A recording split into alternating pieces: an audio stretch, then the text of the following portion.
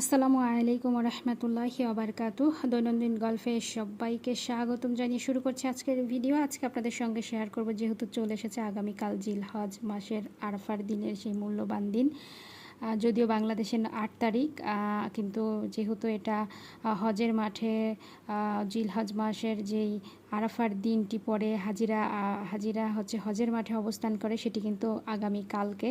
এই জন্য আমাদের আগামীকালকে এবং পরশু 2 দিনই গুরুত্বের সাথে কাটানো উচিত। সেই হিসাবে আপনারা চাইলে এই রুটিনটি ফলো করতে পারেন। আজকে সন্ধ্যা থেকে শুরু করবেন, আগামীকাল সারাটা দিন এবং পরের দিনও আপনারা চাইলে এটি কিন্তু আরাফার দিন হিসাবে করে নিতে পারবেন। তো আমি খুব সহজে আপনাদেরকে এই রুটিনটা সাজিয়েছি আপনাদের জন্য। আমি রুটিনটি দেখাচ্ছি, আপনারা এটা একটু দেখুন। এইভাবে আপনারা আপনাদের দিনটি শুরু করতে পারেন। তো আপনারা যেটা করবেন, আমি এখন আপনাদেরকে যেই জিকিরগুলো দেখাবো এগুলো সবই আপনারা সারা দিন করবেন। এর পরের পৃষ্ঠায় আমি যেই জিকিরগুলো দেখাবো সেটা হচ্ছে আসরের পর থেকে শুরু করবেন, কাল আসরের পর থেকে। সো আজকে মাগরিব থেকে আপনারা আপনাদের সময় মতো যখন যখন একটু একটু করে বিশেষ খণ্ড করে করে আপনারা কিন্তু আপনাদের টাইম মতো এইগুলো করে ফেলতে পারবেন, ঠিক আছে।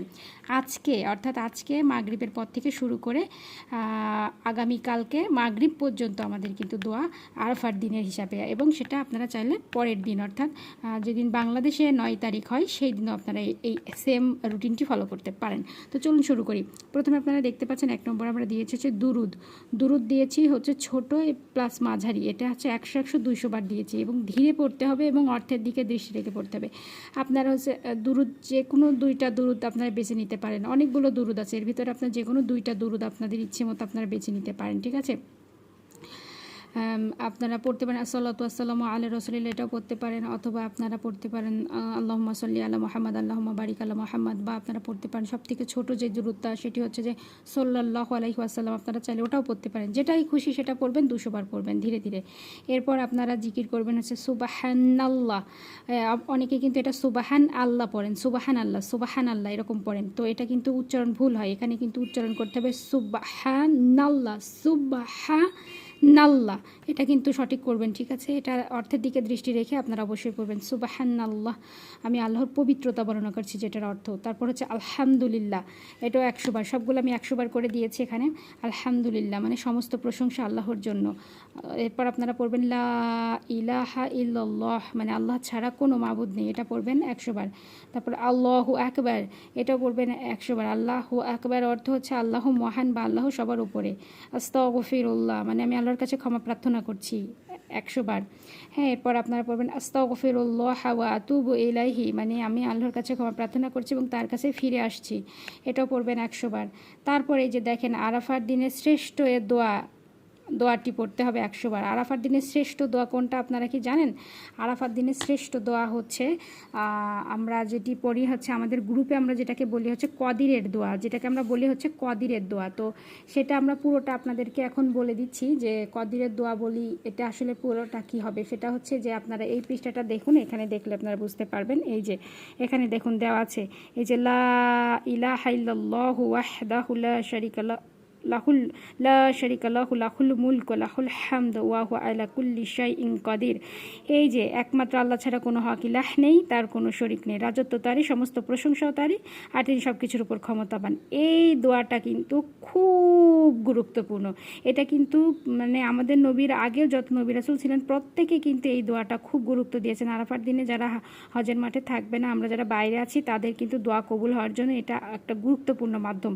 এই জন্য আপনারা সবাই এই দোয়াটি অধিক পরিমাণ পড়বেন। আমি এখানে কিন্তু 100 বার দিয়েছি, আপনারা ইচ্ছা মতো পড়বেন, ঠিক আছে। আপনারা ইচ্ছা মতো এই দোয়াটি পড়বেন। এখানে আমি কিন্তু এই জন্য এটাকে এইভাবে লিখে দিয়েছি যে আরাফার দিনের শ্রেষ্ঠ দোয়া, ঠিক আছে। ইনশাল্লাহ আপনারা এইভাবে এটাকে খুব গুরুত্বের সাথে পড়বেন। তারপর হচ্ছে দেখেন যেহেতু আরাফার দিনে কিন্তু আল্লাহ তাআলা অনেক মানুষের হচ্ছে থেকে জাহান্নাম থেকে মুক্তি দিবে, ঠিক আছে। আর এবং আরাফার দিনে দোয়া কবুল হয়, যার কারণে আপনারা অবশ্যই এই দোয়াটি পড়ে পড়ে বেশি বেশি দোয়া করবেন, আল্লাহর কাছে হেফাজত চাইবেন। এরপর দেখেন ফরজ নামাজের পর থেকে প্রত্যেক নামাজে, এই যে আমরা জানি যে মানে জিলহজের 9 তারিখ অর্থাৎ আরাফার দিন ফজরের থেকে শুরু করে 13 তারিখ আসর পর্যন্ত 9 তারিখ থেকে শুরু করি 13 তারিখ আসর পর্যন্ত কিন্তু এই যে তাকবীরের তাশরিকটি অবশ্যই পড়তে হবে। প্রত্যেক ফরজ নামাজের পর একবার করে পড়তে হবে। মেয়েরা আস্তে আস্তে পড়বে, ছেলেরা জোরে জোরে পড়বে। ধরেন ফরজ নামাজ শেষ করে সালাম ফিরিয়ে তারপর পড়বেন। সুন্নত নামাজ বা নফল নামাজে পড়া লাগবে না, শুধু প্রত্যেক ফরজ নামাজের পর একবার করে পড়তে হবে। তাকবীরে তাশরিক কোনটা? এটা হচ্ছে এই যে আল্লাহু আকবার, আল্লাহু আকবার, আল্লাহু আকবার, লা ইলাহা ইল্লাল্লাহ, আল্লাহু আকবার, আল্লাহু আকবার, ওয়ালিল্লাহিল হামদ। এটা কিন্তু আপনারা পড়বেন। এরপর দেখেন এখানে হচ্ছে 9 জন নবীর দোয়াগুলো অর্থসহ পড়তে হবে। এটিও কিন্তু আমাদের একটা আমি দেখিয়ে দিচ্ছি আপনাদেরকে, সেটি আপনারা পড়বেন। এখান থেকে দেখে নিতে পারেন। এই যে এখানে দেখেন আমি এইগুলো সব একসাথে নোট করেছিলাম। তো এই জিনিসটা আমি এইভাবে ধরি, আপনারা একটু দেখে নেবেন। যেখানে কিন্তু সব নবীদের দোয়াগুলো আছে। এই দোয়াগুলো আপনারা একটু বেশি বেশি করে পড়বেন। আমি এখানে একবার দিয়েছি, আপনারা চাইলে একবার অর্থসহ পড়ে নিতে পারেন, ঠিক আছে? এটা আমাদের প্রতিদিন একবার করে পড়া উত্তম। তো এই যে আমি দোয়াগুলো আপনাদেরকে দেখিয়ে দিলাম, একটু দ্রুত দেখাচ্ছি কারণ যেহেতু ভিডিও লং হয়ে যাবে এই জন্য। তো এটি আপনারা কয়বার পড়বেন? পুরো পৃষ্ঠাটা আপনারা একবার করে পড়বেন ইনশাল্লাহ। এটা পুরোটা একবার করে পড়বেন ইনশাল্লাহ, ঠিক আছে? এটা এই যে এইভাবে আপনারা একটা স্ক্রিনশট দিয়ে নিতে পারেন যাতে করে আপনারা এটা দেখে দেখে পড়ে নিতে পারেন। তো চলুন এরপর এটা দেখে নিই কী হবে। তো এরপর আমাদের দেখুন এখানে আমাদের দেওয়া আছে হচ্ছে যে 11 নম্বরে কুরআন তেলাওয়াত অর্থসহ। এটাকে আমরা একটা টার্গেট করে নিব, ঠিক আছে? কি কি টার্গেট নিয়েছি দেখুন আপনারা। এখানে সূরা ফাতিহা, সূরা ইখলাস, ফালাক, নাস, এখানে সূরা কদর, সূরা তাকাসুর, সূরা আসর, সূরা হুমাজা। হ্যাঁ, এখানে দেখেন সবগুলো সূরা কিন্তু আমরা দিয়ে দিয়েছি। হ্যাঁ, এই যে জিলজাল, করিয়া, এই সূরাগুলো প্রত্যেকটা সূরা বাকারার হচ্ছে যে আয়াতুল কুরসি যে আয়াতটা থাকে আর কি সেটি পড়বেন এবং হচ্ছে শেষ 2 আয়াত পড়বেন।